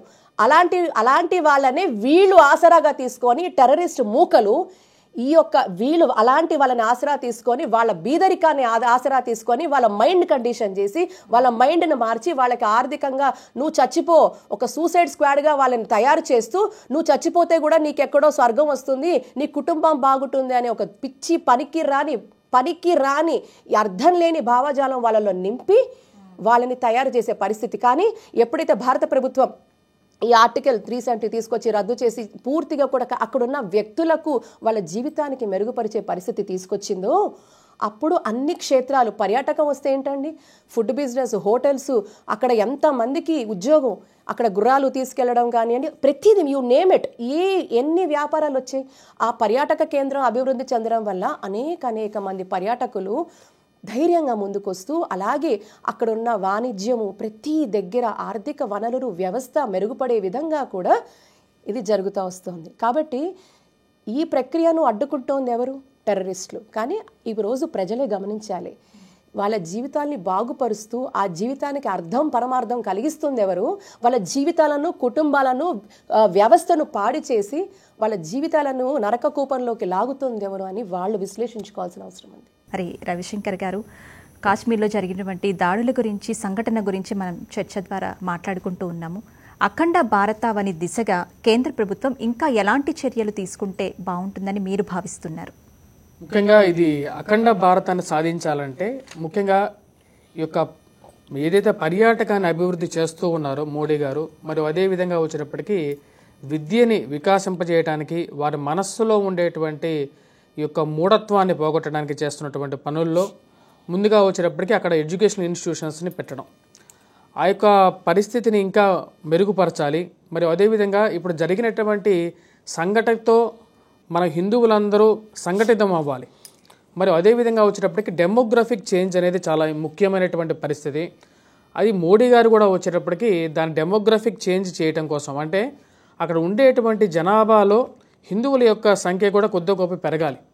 ఇప్పుడు అక్కడ 100 మంది ముస్లిమ్స్ ఉంటే దానిలో ఒక్కరు కూడా హిందువు లేరు. అందుకని కొద్దిగా హిందువుల యొక్క జనాభా కూడా పెరుగుతూ అక్కడ కూడా కొన్ని నియామకాలు జరిగి, మరి అదేవిధంగా ఇక్కడి నుంచి వాడు వెళ్ళి అక్కడ ఉండటానికి ఇదంతా జరగాలి అంటే ఒక బిజినెస్ అనేది అక్కడ ఎస్టాబ్లిష్ అవ్వాలి. బిజినెస్ ఎస్టాబ్లిష్ అవ్వాలంటే ఇన్వెస్ట్మెంట్స్ రావాలి అంటే ఇక 370 ఆర్టికల్ రద్దు చేయడం అనేది ఒక శుభపరిణామం ఏదైతే జరిగిందో, ఈ యొక్క ఇప్పటి నుంచి జరిగినటువంటి, అంటే ఇది జరిగి 5 సంవత్సరాలు అయినప్పటికీ కూడా వీరందరూ కాచుకొని ఉన్నారన్నమాట. ఎందుకంటే ఇంత ప్రశాంతంగా ఉన్నటువంటి కాశ్మీరంలో మళ్ళీ ఈ యొక్క 370 ఆర్టికల్ రద్దు చేసి ఇంత ప్రశాంతంగా వీళ్ళు ఎలా ఉండగలుగుతున్నారు అనేటి ఆలోచనతో వీరు రగిలిపోయి ఈ యొక్క దుష్కర్మణ చేయడం జరిగిందన్నమాట. ఈ యొక్క టూరిజం అనేది ఎప్పుడైతే డెవలప్ అయ్యి వెళ్తూ ఉంటుందో ఇక్కడి నుంచి వచ్చేటప్పటికి ఇన్వెస్ట్మెంట్స్ అక్కడికి వెళ్తాయి. దాని తర్వాత ఇక్కడి నుంచి కొంతమంది ఎక్కువ రెగ్యులర్గా వెళ్ళటం, అక్కడ మన దేవాలయాలు రావటం, మళ్ళీ ఉన్నటువంటి దేవాలయాలు కూడా పునరుద్ధరణ జరగటం, అక్కడ వచ్చేటప్పటికి ఇక్కడ ఒక సామరస్యమైనటువంటి వాతావరణం నెలకొంటుంది. వీటితో పాటు అఖండ భారతాన్ని పొందాలి అంటే మెయిన్గా పీఓకేని మనం హస్తగతం చేసుకోవాలి. పీఓకేని హస్తగతం చేసుకోవాలి అంటే ఏదైతే ఆక్రమిత కాశ్మీర్లో ఉండేటువంటి వారు కూడా, అంటే హిందూ దేశంలో ఉండేటువంటి వారు కూడా ఒకప్పుడు హైందవులే, వారు కూడా అక్కడ కలవటానికి వాళ్ళు రెడీగానే ఉన్నారు. కాకపోతే ఇక్కడ ఉన్నటువంటి అడ్డంకులు ఏవైతే ఉన్నాయో అడ్డంకులని సమయస్ఫూర్తిగా ఆ యొక్క పీఓకేని కూడా మనం హస్తగతం చేసుకున్నట్లయితే ఈ యొక్క అఖండ భారతం అనేది సుసాధ్యం అవుతుంది. ఆ సుసాధ్యం అవటానికి దానికి మిలిటరీ దౌత్యపరంగానే అవసరం లేదు. వారికి ఉండేటువంటి ఎకనామికల్ ప్రాబ్లమ్స్ ఏవైతే ఉన్నాయో, అంటే ఇప్పుడు ఆర్థిక పరిస్థితులు పాకిస్తాన్ ఇప్పుడు ఇంచుమించుగా అడక్కు తింటుంది. మరియు అదేవిధంగా పాకిస్తాన్ ఆక్యుపైడ్ కాశ్మీర్ అయితే మరీ దారుణం. ఏదైతే చైనా మరియు అదేవిధంగా పాకిస్తాన్ ఎకనామికల్ కారిడార్ ఏదైతే జరుగుతున్నదో చైనా అక్కడ రూట్ బిల్డ్ చేసిందన్నమాట. కానీ అక్కడ ఉండేటువంటి పాకిస్తాన్ ఆక్యుపైడ్ కాశ్మీర్లో ఉండేటువంటి జనాలకి ఎటువంటి విద్య లేదు, వైద్యము లేదు, వారికి ఆహారానికి సంబంధితమైనటువంటి ఎటువంటి రేషన్ ఇవ్వరు. కానీ వాళ్ళని మటుకు మీరు మా దేశంలోనే ఉన్నారు అని చెప్పేసి వాళ్ళని వాడుకోవటం, అక్కడ ఉండేటువంటి ఏవైతే బంగారం కానీ ఇటువంటి రిజర్వ్స్ ఏవైతే ఉన్నాయో దోచుకుంటున్నారు. బెలూచిస్తాన్లో ఉండేటువంటి వారు కూడా ఇదే ప్రాబ్లం చెప్తున్నారన్నమాట. అంటే పాకిస్తాన్కి అటు పక్క నుంచి బెలూచిస్తాన్ మనం యుద్ధం మొదలు పెడితే మటుకు అటు పైనుంచి బెలూచిస్తాను, ఇటు పక్క నుంచి ఇండియా, పాకిస్తాన్ పరిస్థితి అనేది 0 అయిపోతుంది. అప్పుడు మనకు పీఓకే అనేది హస్తగతం అవటం అనేది 10 నిమిషాల పని. కానీ పీఓకేని మనం తీసుకున్న తర్వాత దాన్ని ఏ విధంగా మనం చేసుకోగలుగుతాం అంటే మటుకు ఈ యొక్క కార్యక్రమాలు చేయాలి. మన వాళ్ళు అంటే మనకు సంబంధితమైనటువంటి హైందవులు కూడా కొన్ని ప్లేసెస్లో అక్కడ ఉన్నట్లయితే మన యొక్క జనాభా కూడా పెరిగి అక్కడ కొద్దిగా సామరస్యమైనటువంటి వాతావరణం అనేది ఏర్పడుతుంది. చాలా చక్కని విషయాన్ని అందించారండి. యమున గారు, కాశ్మీర్లో జరిగినటువంటి హింసాకాండకు శాశ్వతంగా సమాధి కట్టాలి అంటే ఏం చేయాలంటారు? అన్నిటికంటే ఇక్కడ ఇంపార్టెంట్ ఏంటంటే ఎందుకు ఇలా జరుగుతుంది అనే మీద అవేర్నెస్, పబ్లిక్లో అవేర్నెస్ కల్పించడం చాలా ముఖ్యం. నేను జనంలో అవేర్నెస్ అంటే ఎవరు అని మీరు ప్రశ్నించవచ్చు. ముఖ్యంగా చిన్నతనం నుంచి అక్కడున్న అన్ని పాఠ్య పుస్తకాలలో భారతదేశ సంస్కృతి గురించి, కల్చర్ గురించి, కశ్మీర్ ఒక రియల్ ఐడెంటిటీ గురించి అక్కడ పాఠ్యపుస్తకాలలో మొదట చేర్చాల్సిన అంశం ఉంది. ఎందుకంటే హేట్రెడ్ అనేది వీళ్ళదు ఎప్పటి నుంచి సీడ్ చేస్తారు చెప్పమంటారా? వాళ్ళు చిన్న పిల్లలుగా ఉన్నప్పటి నుంచి ఆ విద్వేషము పక్కడోడి మీద కూడా, అంటే ఆ ఒక కోపము, వైలెన్స్ అంతా కూడా ఓవర్ నైట్ వీళ్ళకి వచ్చేసేది. కాబట్టి మొక్కలోనే వంచకపోతే అది మానేయక మనం ఏం చేయలేం. ఇప్పుడు ఎందుకంటే కొత్త చట్టం తీసుకొచ్చారు, కొన్ని రద్దు చేశారు. ఈరోజు పూర్తిగా కూడా మనది కశ్మీర్, అది మనం అలాగే చెప్పుకోవాలి. అందులో భాగంగా ఎడ్యుకేషన్ పాలసీ, ఒక స్ట్రాంగ్ ఎడ్యుకేషన్ పాలసీ తీసుకురావాలి. ఇందులో పూర్తిగా కూడా దేశభక్తి, మన భారతీయత, మన సంస్కృతి, కశ్మీర్ యొక్క సిసలైన సాంప్రదాయం ఏమిటి అనేది కూడా చిన్నతనం నుంచి తప్పకుండా వీళ్ళని బ్రెయిన్ స్టార్మ్ సెషన్స్ వాళ్ళకి ఇవ్వాల్సిన అవసరం ఉంది. And continuous engagement of youngsters, యువతని మీరు కంటిన్యూస్గా ఎంగేజ్ చేయాలి కాలేజెస్లో. ఎందుకంటే వాళ్ళు చాలా వనరబుల్. ఎందుకంటే నన్ను వనరబుల్ అంటే టెర్రరిజం వైపు కానివ్వండి, లేకపోతే అటువంటి మొగ్గు చూపే వాళ్ళు చాలామంది మీరు చూస్తే వీళ్ళంతా యుక్త వయసులో ఉన్న వాళ్ళు, అంటే ప్రొడక్టివ్ ఏజ్ గ్రూప్లో ఉన్న వాళ్ళు, అంటే 18 నుంచి 40 years లోపల ఉన్న వాళ్ళే అధిక సంఖ్యలో ఈ టెర్రరిజం వైపు వెళ్తున్నారు. కాబట్టి అలాంటి అందుకే యూత్ని ఎంగేజ్ చేయడం అనే దాని మీద మనం దృష్టి పెట్టాల్సిన అవసరం ఉంది. ఇవన్నీ కూడా అంటే స్ట్రాటజిక్గా పొలిటికల్గా చేసే అంశాలు వేరు. అంటే ప్రభుత్వ పరంగా పిఓకే నుంచి మనం ఇచ్చేసుకోవాలి, మన చట్ట ప్రకారంగా చేయాల్సినవి పొలిటికల్గా చేసుకునే డెసిషన్స్ అన్ని ఒకవైపు అయితే, ప్రజలను చైతన్యపరచడం, ప్రజల్ని మమేకం చేసుకుంటూ ప్రజలని కూడా చైతన్యపరుస్తూ వాళ్ళకి ఎక్స్ప్లెయిన్ చేస్తూ అక్కడున్న పరిస్థితి ఏంటి, ఇక్కడున్న పరిస్థితి ఏంటి. ఈరోజు యావత్ భారత్లో మిగతా రాష్ట్రాలు ఎంత హాయిగా ఉంటున్నారు, హాయిగా వాళ్ళ పిల్లా పాపలతో కుటుంబాలతో వాళ్ళలా జీవన విధానం గడుపుతున్నారు. మీరు 5 తర్వాత 4 తర్వాత రోడ్డు మీదకి వెళ్ళే పరిస్థితే లేదు. మీరు ఒకవేళ స్వేచ్ఛగా వెళ్ళాలనుకుంటే మీరు భయంతో, అంటే ఇది వాళ్ళకి చెప్పాల్సిన అవసరం ఉంది. ఈ భయం పడుతుంటే మీరు పిఓకేలో ఉన్న వాళ్ళు కావండి, లేకపోతే పిఓకేలో ఉన్న ప్రజలు కానివ్వండి, వాళ్ళకి హక్కులు ఎక్కడున్నాయి? పూర్తిగా మానవ హక్కుల ఉల్లంఘన జరుగుతోంది అక్కడ. పిఓకేలో ఎక్కడ ఉద్యోగాలు ఉన్నాయి? పిఓకేలో ఉన్న వాళ్ళు ఆ ఆకలితో అలమటించిపోతున్నారు. స్వేచ్ఛ లేదు. మీకు తెలుసా, దే డోంట్ హ్యావ్ ఫ్రీడమ్. వాళ్ళకి మాట్లాడే హక్కు లేదు. వాళ్ళ హక్కులు ఎన్నో కాలరాయబడుతున్నాయి పిఓకేలో. వాళ్ళను సపోర్ట్ చేస్తున్న వీళ్ళ బతుకులు కూడా ఇంతకుముందు అలా ఉన్నాయి. కాబట్టి అడగాలి, ఇగో భారతదేశం అంతా ఎలా ఉంది, నువ్వు చెప్పుకుంటున్న నీ పాకిస్తాన్లో బతుకులు ఎలా ఉన్నాయి, అక్కడ వ్యవస్థ ఎలా ఉంది, ఆర్థిక వ్యవస్థ ఎలా ఉంది, మనుషులకు ఏ స్వేచ్ఛ ఉంది, మీరు చెప్పగలగాలి. ఎప్పుడైతే వాడు చేస్తుంది బ్రెయిన్ స్టార్మింగే, వాడు చేస్తుంది లేత మనసుల్ని, యువతని, పిల్లల్ని, ఆడవాళ్ళని వీళ్ళు బ్రెయిన్ స్టార్మింగ్ చేస్తారు. మనం కూడా brainstorming, there is a lot of difference. Constructive versus destructive. వాడు డిస్ట్రక్టివ్గా బ్రెయిన్ స్టార్మ్ చేస్తున్నాడు, మీరు కన్స్ట్రక్టివ్గా బ్రెయిన్ స్టార్మింగ్ సెషన్స్ తీసుకోవాలి. అందుకే నేను మూలాల్లోకి వెళ్ళాలంటున్నాను. పైన ప్రభుత్వాలు చేసేది ప్రభుత్వాలు చేస్తాయి, ప్రభుత్వాలు కానిది మనం ఏం చేయాలి? ఎన్జిఓస్ ఉన్నాయి, ఇప్పుడు నిజంగా కూడా హ్యూమన్ రైట్ ఆర్గనైజేషన్స్ ఉన్నాయి, ఎన్నో శాంతికి సంబంధించిన ఎన్నో ఆర్గనైజేషన్స్ ఉన్నాయి. చెప్పుకుంటే సరిపోదు మేము ఇంత అని. దానికోసం మీరు ఏం పాటుపడుతున్నారు? క్షేత్రస్థాయిలోకి వెళ్ళి ప్రజల్ని ఎలా చైతన్యపరుస్తున్నారు, మహిళలను ఎలా చైతన్యపరుస్తున్నారు, పిల్లల్ని ఎలా చైతన్యపరుస్తున్నారు, యువకులను ఎలా చైతన్యపరుస్తున్నారు. అండ్ ఇంకొకటి, ప్రభుత్వ పథకాలు, ఇవన్నీ కూడా ప్రభుత్వ పథకాలలో భాగంగా వీళ్ళని బెనిఫిషరీస్ చేయడము, ప్రభుత్వ పథకాలు వాళ్ళ ఇంటింటా చేరడము, ప్రభుత్వం చేస్తున్న అనేక సంక్షేమ పథకాల గురించి చైతన్యం కలిగించడము, కేంద్ర ప్రభుత్వం తీసుకొస్తున్నవన్నీ కూడా. అండ్ క్లియర్గా కూడా బిఫోర్ ఆఫ్టర్ మీ బతుకులు ఎలా ఉన్నాయి, మీ జీవితాలు ఎలా ఉన్నాయి, మీ జీవిత విధానం ఎలా ఉంది. కాబట్టి ఇలా చెప్పడం వల్ల కూడా మీరు ఇందాక అడిగిన ప్రశ్నకి చాలా వరకు మూలాల్లోకి వెళ్ళి కరెక్షన్స్ అవుతాయి. అండ్ మరీ ముఖ్యంగా చాలా సీరియస్ విషయం ఏంటంటే, మీరు తప్పకుండా ఎడ్యుకేషన్ పట్ల ఫోకస్ చేయండి. వాళ్ళని ప్రత్యేక క్లాసులు పెట్టండి, మనుషులను పెట్టండి, మెంటరింగ్ సెషన్స్ ఇవ్వండి.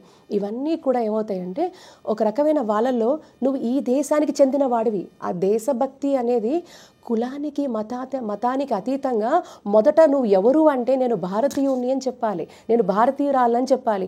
ఎప్పుడైతే నరనరాల్లో దేశభక్తి పొంగుతుందో, నరనరాల్లో ఈ దేశభక్తి ప్రవహిస్తుందో, ఆ మనిషి ఎప్పుడు కూడా ఆ దేశానికి విరుద్ధంగా పనిచేయలేడండి. మీరు చూస్తే ప్రపంచ దేశాల్లో ఎక్కడికైనా వెళ్ళండి, అనేక దేశాలు నేను సందర్శించినప్పుడు, అంతెందుకండి పక్కనున్న శ్రీలంకకి వెళ్ళినప్పుడు ఒక చిన్న పేపర్ ముక్క పడితే ఒక సిటిజన్ వచ్చి తీసేసి చెత్తబుట్లో పడేశాడు. ఎవరో టూరిస్ట్ పడేశారు, అక్కడున్న సిటిజన్ ఆ చెత్త తీసుకెళ్ళి చెత్తబుట్లో పడేశాడు. అది నేను అడిగాను క్యూరియాసిటీతో, అదేంటండి వాళ్ళు పడేస్తే మీరు తీసుకెళ్ళి పడేశారంటే, మా దేశం పట్ల మాకు అంత ప్రేమ ఉంది, మా దేశంలో అలా పడేస్తే వాళ్ళకి తెలియక పడేసినట్టున్నారు, కానీ మా దేశాన్ని మేము చాలా శుభ్రంగా పెట్టుకుంటామని ఒక మాట అన్నాడు. అంటే ఒక చెప్తున్నా సందర్భం, అంటే చిన్న పెద్ద అనే తారతమ్యం లేకుండా దేశాల మీద ప్రేమని నూరిపోస్తున్నారు ఆ దేశంలో ఉన్న వాళ్ళకి. మనం కూడా దేశభక్తి నూరిపోయాల్సిన అవసరం ఉంది.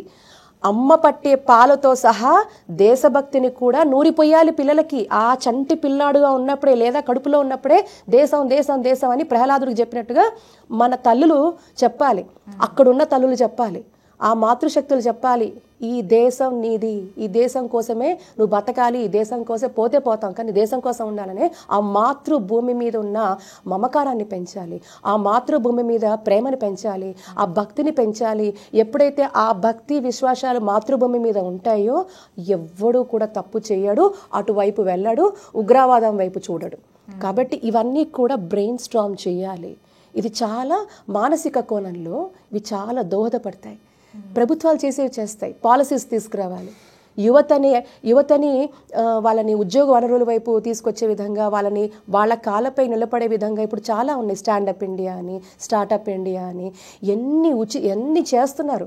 కేంద్ర ప్రభుత్వం అనేకంగా చేస్తున్నారు. కాబట్టి ఇవన్నీ కూడా వాళ్ళ గుమ్మం చేరాలి.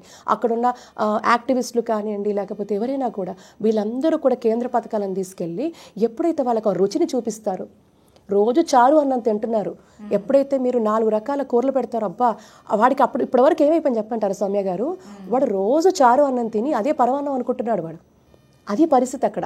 కానీ ఒరే నాయన, చారు అన్నం కాదురా, పంచపక్ష పరమాన్నాలు పెడుతున్నాదురా ప్రభుత్వం, ఇక్కడ భారత ప్రభుత్వం. ఇది కదా నీ జీవిత విధానం, ఇంత హాయిగా ఉండాలి, దేశం అంతా కూడా అందరూ అద్భుతంగా వాళ్ళ జీవితాన్ని వాళ్ళ స్వేచ్ఛతో వాళ్ళు లీడ్ చేస్తున్నారు, మీకేం స్వేచ్ఛ ఉంది? ఇది కదా మీకు, ఇది స్వర్గం. కశ్మీరులకు నిజమైన స్వర్గం అంటే భారతీయ తత్వాన్ని అలవర్చుకోవడమే. సుందర ప్రదేశాల్లో ఉంటున్నారు, కొన్ని సుందర జీవితాన్ని కోల్పోయారు అక్కడున్న పాకిస్తాన్ ఇన్ఫ్లుయెన్స్ వల్ల. సుందర ప్రదేశంలో ఉంటే సరిపోదు, సుందర జీవన విధానము నీకు భారతీయ తత్వాన్ని నీ నరనరాల్లో మొత్తం ఇమిడ్చుకుంటేనే నీకు సుందర జీవితం కూడా అని మనం చెప్పగలగాలి. ఇది జరగాల్సింది. చాలా చక్కగా వివరించారు యమున గారు. మరి రవిశంకర్ గారు, పాక్ ఆక్రమిత కాశ్మీర్ అనేది తిరిగి భారత్లోకి విలీనం చేసేయాలి అనే డిమాండ్ అనేది బాగా వినిపిస్తుంది. దీని గురించి మీ అభిప్రాయం ఏంటండి? ముఖ్యంగా ఇక్కడ పాక్ ఆక్రమిత కాశ్మీర్ ఏదైతే ఉందో అది పాక్ ఆక్రమిత కాశ్మీరే. ఇక్కడ పాకిస్తాన్ వాళ్ళు ఏమంటారంటే ఈ యొక్క కాశ్మీర్ని భారత్ ఆక్రమించిందంటారు. అది చాలా తప్పు. ఎందుకంటే ఈ యొక్క కాశ్మీర్ అనేది ఇంటిగ్రల్ పార్ట్ ఆఫ్ ఇండియా. మరియు అదేవిధంగా ఇక్కడ ఎందుకు వాళ్ళు అలా డిమాండ్ చేస్తున్నారు అంటే అక్కడ ఎటువంటి నిత్యావసరమైనటువంటి వస్తువులు కూడా దొరకవు వారికి. ఎవరైతే ఆ రోజుల్లో మేమేదో సాధించామని చెప్పేసి పాకిస్తాన్లో కలిస్తే మాకేదో దొరుకుతుంది అని చెప్పి వారు భావించారు. కానీ ఇప్పుడు వారు దాని యొక్క ఏవైతే కష్టాలు అనుభవిస్తున్నారో అది వర్ణానికి తెలియదు. అంటే వారికి తినడానికి తిండి లేదు, అక్కడ సరైనటువంటి రేషన్ దొరకదు, విద్యాబుద్ధులు అనేవి ఉండవు. చదవాలనుకుంటే నువ్వు మదర్సాలోనే చదవాలి.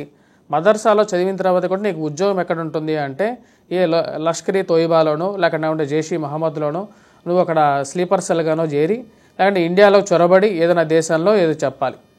ఇటువంటి ఉద్యోగాలు అక్కడ ఉండేది. ఇక్కడ ముఖ్యంగా వచ్చేటప్పటికి కాశ్మీర్లోనే మనం 2 భాగాలుగా మనం చెప్పాలంటే జమ్మూలో ఉండేటువంటి వారందరూ డెమోగ్రఫిక్గా హిందువులు ఎక్కువ ఉంటారు, కాశ్మీర్లో ఉండేటువంటి వారందరూ ముస్లిమ్స్ ఎక్కువ ఉంటారు అన్నమాట. మరి పాకిస్తాన్ ఆక్యుపైడ్ కాశ్మీర్లో ఉండేవారు కూడా ముస్లిమ్సే. మన దేశం ప్రతి సంవత్సరం బడ్జెట్లో దాదాపు 1,00,000 కోట్ల రూపాయలు అక్కడ ఇన్వెస్ట్ చేస్తుంది. ముఖ్యంగా అక్కడ ఉన్నటువంటి ఇన్ఫ్రాస్ట్రక్చర్ ఇంప్రూవ్ చేయడం కోసం, రైల్వే లైన్స్ ఇంప్రూవ్ చేయడం కోసం. మొన్న వచ్చిన న్యూస్ ప్రకారంగా కూడా వచ్చేటప్పటికి వాళ్ళు మెయిన్ టార్గెట్ చేసింది అక్కడ ఉన్నటువంటి జమ్మూలో ఉండేటువంటి పండిట్స్ని, రెండోది వచ్చేటప్పటికి రైల్వే లైన్స్ని టార్గెట్ చేశారన్నమాట. రైల్వే లైన్స్ని ఎందుకు టార్గెట్ చేశారంటే ఇప్పుడు వందే భారత్ ట్రైన్స్ ఏవైతే ఉన్నాయో ఆ జమ్మూ నుంచి వందే భారత్ ట్రైన్ వేయాలని చెప్పి గవర్నమెంట్ ఆఫ్ ఇండియా ప్లాన్. ఎప్పుడైతే ఈ కనెక్టివిటీ పెరిగిపోతే ఏమవుతుందంటే జనాలు ఇప్పుడు 4,000 మంది ఆ రోజు అక్కడ ఉన్నారు, ఆ యొక్క ప్లేస్లో ఉన్నారు. రేపు కనెక్టివిటీ పెరిగితే అక్కడికి ఏమవుతుంది, దాదాపు 40,000 మంది వెళ్ళిపోతారు. 40,000 మంది వెళ్తే అక్కడ ఆటోమేటిక్గా హోటల్స్ ఎన్ని వస్తాయి, దాదాపు 100 హోటల్స్ వస్తాయి అన్నమాట. ఇంకా 100 ప్రతి సంవత్సరం 100 హోటల్స్ పెరిగిపోతూ ఉంటాయి. ఇలా పెరిగిపోతూ ఉంటే అక్కడ హిందువుల జనాభా అనేది పెరిగిపోతుంది. అది డెమోగ్రఫిక్గా చేంజ్ వస్తుంది, అది వాళ్ళకి ప్రాబ్లమాటిక్ సిచ్యువేషన్ క్రియేట్ చేస్తుంది. ఇలాంటి సిచ్యువేషన్ క్రియేట్ అవుతుంటే వాళ్ళకి ప్రాబ్లం. ఎందుకంటే వాళ్ళు ఇన్ని సంవత్సరాలు అక్కడ ఉండేటువంటి ఏవైతే కొంతమంది పార్టీలు ఏవైతే ఉన్నారో, మత ఛాందస్సులు ఎవరైతే ఉన్నారో, ఈ మత ఛాందస్సులు వచ్చేటప్పటికి 24 గంటలు ఆ ఉండేటువంటి సిచ్యువేషన్ని వాళ్ళు క్యాష్ చేసుకుంటూ ఉంటారు. ఇప్పుడు పాకిస్తాన్ ఆక్యుపైడ్ కాశ్మీర్లో కూడా అక్కడ ఉండేటువంటి ప్రజలు, మరి బలూచిస్తాన్లో ఉండేటువంటి ప్రజలు కూడా ఇండియాలో ఎందుకు కలవాలనుకుంటున్నారు? ఇండియాలో ఉండేటువంటి ఇన్ఫ్రాస్ట్రక్చరు, ఇండియాలో ఉండేటువంటి వసతులు మరియు ఆరోగ్యము అన్నీ పొందడానికి కోసం ఇవన్నీ వాళ్ళు తాపత్రయపడుతున్నారు. దాని గురించే అన్నమాట ముఖ్యంగా జరుగుతున్నటువంటి వీటన్నిటితో పాటు ఇక్కడ ఉండేటువంటి కొంతమంది కూడా నిజం చెప్పాలంటే హైదరాబాద్లో ఉండేటువంటి కొంతమంది నాయకులు కూడా 15 నిమిషాలు ఇస్తే చాలు మేము హిందువులందరినీ చంపేసేస్తాం, మాకు హైదరాబాద్ని వదిలిపెట్టండి అని చెప్పేసి కొంతమంది విజృంభించే మాటలు మాట్లాడిన వాళ్ళు కొంతమంది ఉన్నారు ఓల్డ్ సిటీలో. మరి వాళ్ళు ఇప్పుడు వచ్చేటప్పటికి అంటే ఎలా ఉందంటే ఇక్కడ సిచ్యువేషను, వారు 10 మంది ఉంటే ఏమో ఒక న్యాయం, మనం 10 మంది ఉంటే ఏమో ఒక న్యాయం. అంటే మనం 10 మంది ఉంటే వాళ్ళు వచ్చేసి మనల్ని చంపినా సరే సామరస్యంగా ఉండాలి మనం. వారు 10 మంది ఉంటే ఏమో అందరూ ఈక్వల్గా ఉండాలి, వారు హమీ తుమే భాయి భాయి అంటారు. అసలు ఖురాన్లోనే ముస్లిం బాయి బాయి అని ఉంది, అంతేగాని హిందూ ముస్లిం బాయి బాయి అని ఎక్కడుంది? దే హ్యావ్ టు టెల్, వాళ్ళు చెప్పాలి. ఇప్పుడు అసలు హిందూ ముస్లిం బాయి బాయి అనేది ఖురాన్లో ఉందా? లేదు కదా. వాళ్ళు ఉంది ఏంటి, ముస్లిం బాయి బాయి అని మనల్ని ఏమంటారు, కాఫిర్లు అంటారు. హిందువుల్ని కాఫిర్లు అంటారండి వాళ్ళు. కాఫిర్లు అంటే ఏంటి, అంటే మనం విగ్రహారాధన చేస్తాం కాబట్టి మనం కాఫిర్లు అవుతాం. అంటే మనం డెమోగ్రఫిక్గా వాళ్ళకి అసలు మనం పూర్తిగా విరుద్ధం అని చెప్పి అంటారు. అదే వాళ్ళు వచ్చి మన దేశంలో ఉంటూ ఈ రోజు వచ్చినటువంటి న్యూస్లో ఒక అతను టూరిస్ట్ వీసాలో మెడికల్ అసిస్టెంట్గా వచ్చేసేసి తను వచ్చేటప్పటికి ఇక్కడి నుంచి ఎక్స్పోర్ట్ చేస్తున్నాడు. ఏది, అల్లము, వెల్లుల్లిపాయ, మిరపకాయలు, ఇవన్నీ వెల్లుల్లి చేస్తూ బిజినెస్ చేస్తున్నాడు. ఇలాంటి సిచ్యువేషన్ మన భారత ప్రభుత్వం కూడా, మరి అదేవిధంగా స్టేట్ గవర్నమెంట్స్ కూడా ఎంతమంది ఇన్ఫిల్ట్రేట్ అవుతున్నారు అంటే వీసాలు లేకుండా ఇండియాకి ఎంతమంది వస్తున్నారు. వాళ్ళు వచ్చి ఎక్కడ ఉంటారు, వాళ్ళు ఉండేటువంటి ప్రాంతాలు చూసుకొని అక్కడ ఉండి పెళ్ళిళ్ళు చేసుకొని పిల్లల్ని కానీ ఇక్కడ డ్యూయల్ వైఫ్కి ఏమో ఇండియాలో పౌరసత్వం, మగవాడికేమో పాకిస్తాన్లో పౌరసత్వం. ఇక్కడ ఇండియాలో ఉండేటువంటి ఇంకో విషయం ఏంటంటే మనం వెళ్ళి ఆధార్ కార్డు తీసుకోవాలంటే ఎన్నో కష్టాలు ఉంటాయి. కానీ పాకిస్తాన్ నుంచి, మరి విధంగా రోహింగ్యా నుంచి, బంగ్లాదేశ్ నుంచి పారిపోయి వచ్చిన వాళ్ళకేమో ఆధార్ కార్డు, వాడికి ఇండియన్ ఏమేమి కార్డులు, ఎలక్షన్ ఓటర్ ఐడీలు, అన్ని కార్డులు ఉంటాయి వాడికి. గవర్నమెంట్ నుంచి అన్ని సబ్సిడీలు పొందుతాడు. వాడికి సపరేట్ హౌస్ ఉంటుంది, ఇక్కడ గవర్నమెంట్ సబ్సిడీ హౌస్ ఉంటుంది. అది ఎవరు తప్పది? ఈ బుజ్జగింప రాజకీయాలు చేసేటువంటి పార్టీలమే తప్పు. కొంతమంది పెద్ద పెద్ద పేరుగా చెప్పుకునేటువంటి కొంతమంది ప్రొఫెసర్లు కూడా వచ్చేటప్పటికి ఇక సోకాల్డ్ సెక్యులరిజం అనే ఒక పేరు తీసుకొస్తారన్నమాట. సెక్యులరిజం అంటే మొత్తం ఓన్లీ హిందువులకే సెక్యులరిజం. వారి జీవితం మొత్తం వారు సెక్యులర్గా ఉండాలి, వాళ్ళు తన్నించుకుంటూ ఉండాలి అనేటువంటి ఒక సిచ్యువేషన్ తీసుకొస్తారు. ఇది ఎంత తప్పు? ఇప్పుడు మనం హిందువులుగా ఇప్పటికైనా సరే ఒక బుద్ధి తెచ్చుకొని సంఘటన అవ్వాలి. కులాన్ని అనేది పక్కన పెట్టండి. కులం అనేది పక్కన పెట్టేసి, ఇప్పుడు చంపిన వాడు కూడా ఎవడు కులం అడగలేదు, నువ్వు ఏ కులము, నీ గోత్రం ఏంటని అడగలేదు, నువ్వు హిందువా కాదా అని చెప్పి అడిగాడు. ఆ విషయాన్ని గుర్తుపెట్టుకొని అందరూ సంఘటన అవ్వాల్సినటువంటి పరిస్థితి. ఇంకా పాకిస్తాన్ ఆక్యుపైడ్ కాశ్మీర్ వాళ్ళు కూడా అవకాశాన్ని కోసమే వాళ్ళు వెంపర్లాడుతున్నారు అంతే. రేపు వాళ్ళు వచ్చిన తర్వాత మనకు లాయల్గా ఉంటారా లేదా అనేటువంటి డెమోగ్రఫిక్ చేంజ్ చేయకుండా మనం దాన్ని కూడా యాక్సెప్ట్ చేయడానికి అంత ఈజీగా ఉండదు. యమున గారు, మరి కాశ్మీర్లో జరిగినటువంటి దాడికి సంబంధించిన ఎన్నో విషయాల గురించి చర్చించుకుంటూ ఉన్నాం. మరి అందులో భాగంగానే మనం తీసుకుంటే కనుక పాకిస్తాన్తో పాటు బంగ్లాదేశ్లో కూడా ఈ మతోన్మాదం అనేది పెరిగిపోయింది, హిందువులపై దాడులు కూడా పెరిగిపోయాయి. దీన్ని అరికట్టాలంటే ఏం చేయాలి? దీన్ని అరికట్టాలంటే ఎవరి వల్ల అయితే పెరిగిపోతుంది ఈ దేశాలలో, ముందుగా మన భారతదేశంలో ఉన్న అన్యమతస్తులందరూ కూడా దీన్ని ఫస్ట్ ఖండించాలి. ఎందుకంటే ఈరోజు మానవత్వం, టాలరెన్స్, ఎవరికి ఏం జరిగినా హిందువులు ఎప్పుడు ఖండిస్తూనే ఉంటారు. ఈసారి మనం వెరైటీగా అడగాలి, ఏమండి ఇలా చేస్తున్నారు కదా, ఇక్కడ మైనారిటీస్ మీద ఏదైనా జరిగితే అందరూ ఖండించాలి. ఎందుకంటే మన హిందువుల్లో ఇప్పుడు seculars, let us talk about secularism, సెక్యులర్లు అందరూ ఖండిస్తున్నారు కదా, మరి ఈ సెక్యులర్ వాదులు ఎవరైనా కూడా ఈ మన మతం కావచ్చు, పరమతం కావచ్చు, అందరూ కూడా ముక్త కంఠంతో మనము మరి పాకిస్తాన్లో, బంగ్లాదేశ్లో జరుగుతున్న విషయాల పట్ల సెక్యులరిస్టులు అందరూ కూడా బయటికి వచ్చి ముక్త కంఠంతో ఖండించాలి అని అందాం. ఎంతమంది వస్తారో చూడండి మీరు. అంటే ఇక్కడ ఏంటంటే సెక్యులర్ వాదులందరూ కూడా కేవలం భారతదేశంలో, మన దేశంలో ఏదైనా ఒక చిన్న సంఘటన జరిగితే హిందువుల మీద దుమ్మెత్తిపోవడానికి సిద్ధంగా వాళ్ళని ప్రిపేర్ చేశారు. వీళ్ళెవ్వరూ కూడా దేశాన్ని ప్రేమించే వాళ్ళు కాదంటాను నేనైతే. ఎందుకంటే చాలా క్లియర్గా ఇప్పుడు నేను ఒక భావజాలంతో ఉన్నప్పుడు నాకు ఎవరైతే ఏంటి అన్బయాస్డ్గా ఉండాలి కదా, నేను సమాన దృష్టితో, సమదృష్టితో చూడాల్సిన అవసరం ఉంది. మీకు కళ్ళకి అక్కడ చచ్చిపోతూ ఉంటే, బంగ్లాదేశ్లో హిందువులను చంపేస్తుంటే మీకు కళ్ళకి కనపడటం లేదా? ఎందుకు? వాళ్ళు హిందువులనా? వాళ్ళు ఏం పాపం చేశారు? వాళ్ళు ఏం నష్టం చేశారు మీకు? మొన్న అమ్మవారు పూజలు చేసుకుంటానంటే మొన్న ఎంత ఇబ్బంది పెట్టారు? మూక ఆడవాళ్ళని ఎంతమందిని రేప్ చేశారండి? ఎంతమందిని ఆడవాళ్ళని అవి కొన్ని వీడియోస్ మీరు చూడలేరు, చెప్పలేం మనం. వాళ్ళు మనుషులే కాదు, వాళ్ళకి అసలు అర్హతే లేదు. ఎందుకు ఉపేక్షిస్తున్నారు ప్రపంచ దేశాలు? అంటే మీ వరకు రాలేదనా? మీ తలుపు అంటే ఈ టెర్రరిజం అనేది మీ తలుపు తట్టలేదన్నా? మీ గుమ్మంలోకి రాలేదన్నా? నీ ఇంటి లోపల రాలేదన్నా? ఈరోజు మీరు ఉపేక్షిస్తుంది, మీరు శాంతి వచనాలు పలుకుతోంది ఎందుకంటే మీరు అక్కడ కూర్చొని మీకు వరకు రాలేదు కదా సమస్య. ఈరోజు భారతదేశంలో హిందువుల పట్ల జరుగుతున్న ఈ యొక్క అగాత్యాలని మీరు కనుక మౌనం వహిస్తే అది పెను శాపంగా మారి మిమ్మల్ని అందరినీ దహించేస్తుంది. మీరేమనుకుంటున్నారు? హిందువులు కదా అనుకుంటున్నారు కదా. ధర్మపరులైన హిందువుల గురించి జరుగుతున్న దాడుల మీద కనుక మీరు మౌనం వహిస్తే ఎటువంటి వారైనా సరే, ఎలాంటి వారైనా సరే, అది మిమ్మల్ని దహించేస్తుంది. ఎందుకంటే మీరు చెడును సమర్థిస్తున్నారు, అధర్మాన్ని సమర్థిస్తున్నారు. అధర్మాన్ని సమర్థించిన వాళ్ళు ఎవరైనా కూడా నష్టపోతారు. అది సాక్షాత్తు మీరు మహాభారతం తీసుకుంటే ధర్మం అధర్మం అని మీరు చూస్తూ ఉంటే ధర్మపరులైన అనేక మంది ఉద్దండులు పెద్దవాళ్ళు ఎప్పుడైతే దుర్యోధనుడి పక్షాన వాళ్ళు ఉన్నారో వాళ్ళు కూడా ఆ అధర్మానికి ఆహుతైపోయారు. ధర్మము అంటే ఎవరిని కూడా కాలం విడిచిపెట్టదండి. ఇది సాక్షాత్తు మనకి కనబడుతోంది. అంటే అవునా, ఇది ఎక్కడ నిదర్శనం? చరిత్ర ఏం చెప్తుంది? చరిత్ర నుంచి మనం ఏం నేర్చుకోవాలి? ఇదే జరగబోతుంది. ఎవరైనా కూడా బాగా పండితులు, ఉత్తములు, ఆర్ ఇంటెలిజెన్స్, లేకపోతే చాలా మేధావులు, డిప్లొమాట్స్, ఎవరైనా సరే, మేము గొప్ప అగ్రనాయకులు అనేక దేశాలలో, మీరు అధర్మాన్ని సపోర్ట్ చేస్తే కాలం ఉపేక్షించదు. ఇది మొదటగా మీరు తెలుసుకోవాలి. ఏం చేశారండి ఇస్కాన్ చీఫ్ చిన్మయ కృష్ణదాస్ గారు? ఏం తప్పు చేశారండి? ఎందుకు వారిని అరెస్ట్ చేశారు?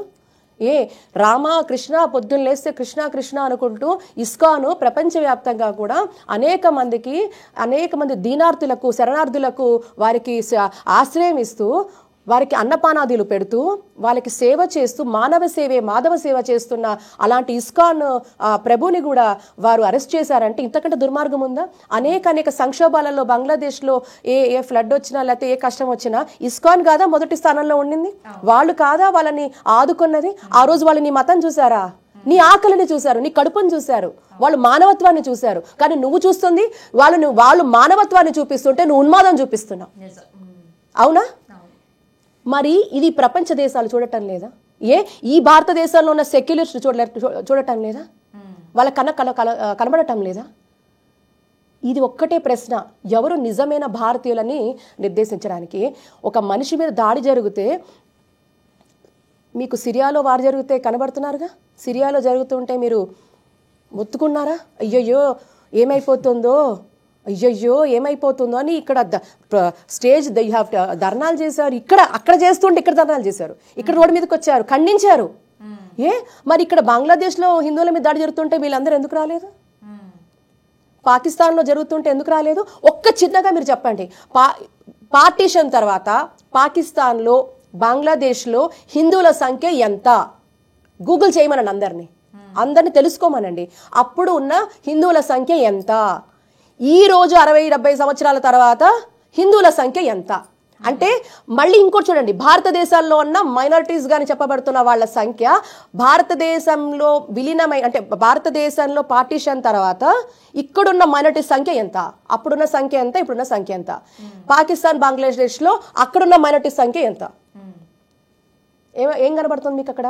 అంటే మైనారిటీస్ ఈరోజు ఈ భారతదేశంలో రిజర్వేషన్స్ ఉన్నాయి, వాళ్ళకి సమాన హక్కులు ఉన్నాయి, మాట్లాడే హక్కు ఉన్నాయి, ధర్నా చేసే హక్కు ఉన్నాయి, ప్రొటెస్ట్ చేసే హక్కు ఉన్నాయి, శాసించే హక్కు ఉన్నాయి, వాళ్ళ మాట వినిపించుకున్న శక్తి కూడా ఉంది. ఇంత ఉంది ఇక్కడ. అంటే ఎంత స్థానం ఇచ్చాం, ఎంత పై స్థానం ఇక్కడ ఇచ్చాం కదా. అంటే ఇక్కడ పెట్టుకున్నాం అంటే అంత భద్రంగా పెట్టుకున్నాం మనం కదా. వాళ్ళేం చేశారు? వీళ్ళందరూ క్వశ్చన్ చేయరా? భారతదేశంలో మేము మైనారిటీస్గా ఉన్నా కూడా మా హక్కులు చాలా అద్భుతంగా ఉన్నాయి, మా జీవితాలు చాలా హ్యాపీగా ఉన్నాయి, మేము చాలా సంతోషంగా ఉన్నాము, మరి పాకిస్తాన్లో, బంగ్లాదేశ్లో ఉన్న హిందువుల పరిస్థితి ఏమిటయ్యా అని ఇక్కడ భారతదేశంలో ఉన్న మైనారిటీస్ ఎందుకు అడగరు? ఎందుకు ప్రశ్నించరు? మానవత్వాన్ని పూర్తిగా కాలరాస్తుంటే ఇక్కడున్న వాళ్ళు ఎందుకు ప్రశ్నించరు? అంటే మీరు మత వ్యత్యాసం మీరే చూపిస్తున్నారా? మీకు మత వ్యత్యాసం లేకపోతే మీరు ఎందుకు అడగట్లేదు? అక్కడ మతం కాదు కదా, మానవత్వం కదా, మీరు ఎందుకు ప్రశ్నించట్లేదు? ఇక్కడ మతం కాదు, మానవత్వం. మనమైనా కూడా ప్రపంచంలో ఎక్కడైనా జరిగితే అయ్యో పాపం అంటాం, మన మతం చూడం, వాళ్ళు ఎవరైనా మనం చూడము. మనం కరోనా టైంలో వ్యాక్సిన్లు మనం అన్ని దేశాలకు ఇచ్చామండి, వీళ్ళకి కూడా ఇచ్చామండి, వీళ్ళకి కూడా పంపించాం. మానవత్వం మనకుందా వాళ్ళకుందా? అయ్యో పాపం అంటే ప్రాణం విలువ ఈ దేశంలో ఉన్న ప్రతి వాడికి తెలుసు, ప్రతి ఒక్కరికి తెలుసు. ప్రపంచ దేశాల్లో ఎంతమందికి మనం ఆదుకున్నాం, ఎంతమందికి రేషన్ పానీ పంపించాం, ఎంతమందికి మనకు వీలైందంతా మనం పంపించాం. అక్కడ మతం చూడలేదు, జాతి చూడలేదు, వర్ణం చూడలేదు, ఏది చూడలేదండి. ఇది మనం సగర్వంగా ఎప్పుడు చెప్పుకునే పరిస్థితి ఏంటంటే ఇది భారతీయులం అంటే. మరి మీరెందుకు చూపించటంలా? కాబట్టి మారాల్సింది ఎవరంటే మనము. మన నిశ్శబ్దం ఇంకా చాలు, మన ఉపేక్ష ఇంకా చాలు, మన సహనం ఇంకా చాలు. ఎవరైతే కూడా ప్రశ్నించారో వాళ్ళని మనం ప్రశ్నించాలి. ఏమయ్యా ఎందుకు ప్రశ్నించటం లేదు? నువ్వు భారతీయుడివేనా? నువ్వు భారతదేశవాసుడివేనా? మరి ఎందుకు ప్రశ్నించటం లేదు? గలం ఎవడు విప్పుతున్నాడో మనవాడు, గలం విప్పనివాడు మనవాడు కాదు. ఇది మనం అర్థం చేసుకోవాలి. సో ఎప్పుడైతే మనకి క్లారిటీ ఉంటుందో, అసలు క్లారిటీ ఉండాల్సింది మనకి, పక్కనోడికి కాదు. నేను ఎప్పుడు చెప్తుంటా, చైతన్యపడాల్సింది మనమే, జ్ఞానం తెచ్చుకోవాల్సింది మనమే, వాయిస్ చేయాల్సింది మనమే, ప్రజల్ని మనం ప్రతి దగ్గర కూడా ఇగో ఇది జరుగుతుంది అని అవేర్నెస్ ఇవ్వాల్సింది మనమే. ఇది మనం చేయటం లేదు. పక్కన వాడిని ఎందుకు అన్నాం? వాళ్ళు బాగున్నారు, వాళ్ళ ఐక్యతతో ఉన్నారు. ఒకే మాట, చదువుకున్నవాడు కానీ చదువుకోలేని వాడు కానీ, పండితుడైనా పామరుడైనా, అక్కడ ఉన్న వాళ్ళు, అన్యమతంలో ఉన్న వాళ్ళు చాలా చక్కగా ఒకటే స్టాండ్ మీద ఉన్నారు. దాన్ని ఎవ్వరూ కాదనరు. ఒకటే స్టాండ్ ఇక్కడ కాదు, దాదాపు 43 దేశాలు పైన ఉన్నాయి.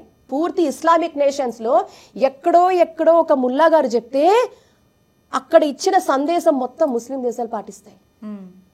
దేశాలకు అతీతంగా పాటిస్తారు. కానీ ఇక్కడున్న హిందువులు, ఒక దేశం వాళ్ళు, మన వాళ్ళు ఎవరైనా ఒక మంచి మాట చెప్తే విభిన్న ఆలోచనలు, మనకున్న పైత్యాలు అన్నీ ఇన్ని కాదు, ఎవరికి వాడే గొప్ప. కాబట్టి ఈ ఐక్యమత్యం లేదు. ఇక్కడ దేశాలు దాటి పాటిస్తున్నారు ఒక్కళ్ళు చెప్తే. ఇది ఎంత పెద్ద విషయమో హిందువులు చైతన్యపడాలి. 43 దేశాలలో ఉన్న వాళ్ళు ఒక్కళ్ళు చెప్తే అందరూ పాటిస్తున్నారు. వాళ్ళు ఏ దేశంలో ఉన్నా పాటిస్తున్నారు. కానీ ఈ దేశంలో ఉన్న మనము ఒక్కొక్కళ్ళుగా విడిపోయి ఎవరికి వాళ్ళు పాటిస్తున్నాం. ఇక్కడ ఐక్యత లేదు, ఒక్కడిగా చేస్తున్నాం. ఇది నష్టపోతాం మనం. రానున్న తరాలు మనల్ని తిట్టుకుంటాయి, చరిత్రహీనులుగా చూస్తాయి. దయచేసి చెయ్యొద్దు. మన ఆది గురువుల దగ్గర నుంచి కూడా ఆ రోజు ధర్మానికి ఏదో ఇదొస్తుందంటే ఆది గురు శంకరాచార్యుల వారు దేశం అంతా కూడా, అఖండ భారత్ అంతా ఆయన పాదయాత్ర చేశారు. ఈరోజు మనలో ఉన్న పీఠాధిపతులు, పండితులు, ప్రవచనకర్తలు, హిందూ సంఘాలు, హిందుత్వం అని చెప్తున్న ప్రతి వ్యక్తులు, వ్యవస్థలు, సంస్థలు, పీఠాలు ఇంకా ఈ 4 గోడల నుంచి బయటికి వచ్చి అన్ని సుఖాలను విడిచి త్యజించి భారతదేశం అంతా మళ్ళీ పర్యటించాలి. ప్రతి ఇల్లు తట్టాలి, ప్రతి హిందూని మేల్కొల్పాలి. అవసరం అంటే ఆ రోజు ఆది గురువులే చేశారు, అవసరమనే చేశారు. ఎప్పుడైతే ప్రజలు నిద్రపోతున్నారో, ఒక నిద్రావస్థలో ఉందో, వాళ్ళని తట్టి లేపే పనులు మహాత్ములు చేస్తారు. ఆ రోజు ఆ మహనీయుడు మన గురువు ఆది శంకరాచార్యులు వారు చేశారు. ఈ రోజు ఉన్న వాళ్ళందరూ మేము సనాతన ధర్మం పాటిస్తున్నాను అన్న వాళ్ళు ఇంకా అన్ని ఇల్లు సుఖాలు వదిలి పాదయాత్రలు చేయండి. దేశం అంతా ప్రతి ఇంటిని తట్టండి, ప్రతి హిందూని మేల్కొల్పండి. లేకపోతే మనకి ఉనికే ఉండదు, ఈ మాత్రం చర్చించే అవకాశం కూడా ఉండదు. అంతటి దీన అవస్థలో మనం ఈరోజు ఉన్నాం. ఇది అలార్మింగ్ సిచ్యువేషన్. మన బాధ పాకిస్తాన్లోనో బంగ్లాదేశ్ గురించో కాదు. ఈరోజు అసలు ముందు మన దేశంలో ఉన్న వాళ్ళు ఏమైపోతున్నారా అని పరిస్థితి. తర్వాత పాకిస్తాన్ బంగ్లాదేశ్ గురించి మాట్లాడదాం. ఇక్కడ వాళ్ళు చైతన్యంగా ఉంటే ఆ దేశాలలో ఈ పరిస్థితి వచ్చేది కాదు. ఎక్కడో ఉట్టి ఒక మోడీ గారే, యోగి గారే కాదండి, అని 140 కోట్ల మంది మోడీ గారిలా తయారు కావాలి. 140 కోట్ల మంది యోగి గారిలా తయారు కావాలి. ఈ భారతదేశం అంతా అంతమంది మోడీ గారిని చూడాలి, అంతమంది యోగి గారిని చూడాలి. అది జరిగినప్పుడే ఇవన్నీ ఇక్కడున్న ఇంపాక్ట్ అక్కడ చూపిస్తుంది. పాకిస్తాన్ కాదు కదా, బంగ్లాదేశ్ కాదు కదా, హిందువుని మాట ఉచ్చరించాలన్నా కూడా వాళ్ళకి ఇంకేదో అయిపోద్ది. This is what it is. ఈరోజు ఇది need of the second fraction of second. ఈరోజు హిందువులు మేల్కోకపోతే చెప్తే బాగుంటుంది, మోడీ గారు అద్భుతమేనండి ఆయన చేస్తున్నారు, నువ్వేం చేస్తున్నావు? మోడీ గారు ఒక్కటే రెస్పాన్సిబిలిటీ. ఆయన నీలాగా నాలాగా అంతే కష్టపడి పైకి వచ్చారు. యోగి గారిది ఒక్కటేనా రెస్పాన్సిబిలిటీ? యోగిని తప్పించండి, కొంతకాలం అయితే యోగి హిమాలయాలకు వెళ్ళిపోతారు, మోడీ గారు అక్కడికక్కడ వెళ్ళిపోతారు, అప్పుడు చూద్దాం. అంటే యోగి గారు మోడీ గారు ఎప్పుడు వెళ్ళిపోతారా అని చూస్తున్నారు. మరి యోగి గారిలాగా మోడీ గారిలాగా మనం తయారు కావద్దా? ఎంతమందిని తప్పిస్తారు? అప్పుడు ఎంతమందిని తప్పిస్తారు? అందరూ అలా తయారవ్వాలి. కాశ్మీర్లో దాడి జరిగిన తర్వాత ఇప్పుడు అక్కడ ప్రస్తుతం పరిస్థితి ఎలా ఉంది? దీనికి సంబంధించి కేంద్ర ప్రభుత్వం ఇంకా ఎలాంటి చర్యలు తీసుకోవాలి? ఈ సంఘటనపై దీని ద్వారా ప్రతి భారతీయుల్లో, ప్రతి హిందువుల్లో ఎలాంటి మార్పులు అనేవి మనలో రావాలి అనే విషయం మీద చాలా చక్కని వివరణ ఇచ్చారండి. ఇద్దరికి ధన్యవాదములు. ఇదండి ఇవాల్టి కాశ్మీరంలో కల్లోలం, కలలో కూడా కానివ్వం ప్రత్యేక చర్చా కార్యక్రమం. తిరిగి మరో కార్యక్రమంలో మళ్ళీ కలుసుకుందాం. నమస్కారం.